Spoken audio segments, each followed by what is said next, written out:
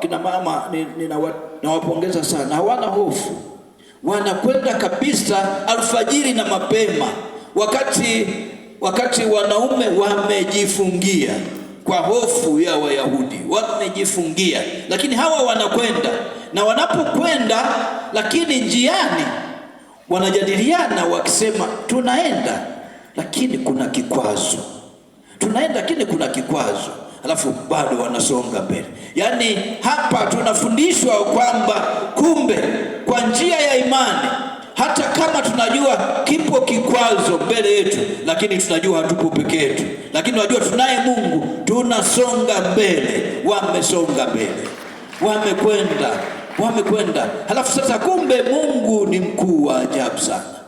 Walipofika pale, wanaona kikwazo kimeondolewa, wanaona jiwe limeviringishwa, halipo kaburini. Sasa inawezekana wewe na mimi katika maisha yetu, inawezekana mwanawe Yosefu, kuna mawe mengi ambayo yamekuwa kikwazo. Unakaa unajiuliza, ni nani atakayeondoa jiwe hili? Ni nani atakayeondoa? Wengine vikwazo vyao hawana uhakika wa ada. Wanasema, ninatoka katika familia ambayo siwezi nikatunzwa inavyostahili. Kwa hiyo inawezekana kabisa kwake anaona ni kikwazo, na wengine wakati mwingine mpaka wameacha chuo. Lakini hebu kumbuka kwamba hilo jiwe ni dogo sana kwa Yesu. Hilo jiwe ni dogo sana kwa Yesu. Yesu ataliondoa. Lakini wengine ni afya. Lakini wengine inawezekana wamepita katika mapito mbalimbali. Mpaka wakati wanajiuliza, nitafanya nini? Sio tu hao wana Yosefu, lakini pia hata sisi wengine, walezi na watu wengine. Mungu mtakatifu yupo kwa ajili yako. Jipe moyo. Ni jambo gani ambalo limekuwa jiwe zito? Yesu analiondoa. Na alipoondolewa pale kaburini, tunaambiwa kwamba jiwe limeondolewa.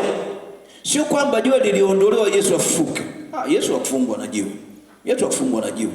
Lakini jiwe limeondolewa ili wale akina mama wakashuhudie kwamba kaburi ni wazi, kaburi ni tupu. Tunakutana na nguvu ya kaburi lililo tupu. Kaburi tupu linaonyesha ushindi. Na walipofika pale, wakaingia ndani, wakakuta kuna kijana ameketi. Kazi ya yule kijana ilikuwa ni moja tu, kuambia habari njema. Lile pambazuko mlioliona ndio pambazuko la dunia. Yesu amefufuka, hayupo kaburini. Yesu hayupo kaburini. Sasa patazameni walipomweka, hayupo. Ila kama alivyosema,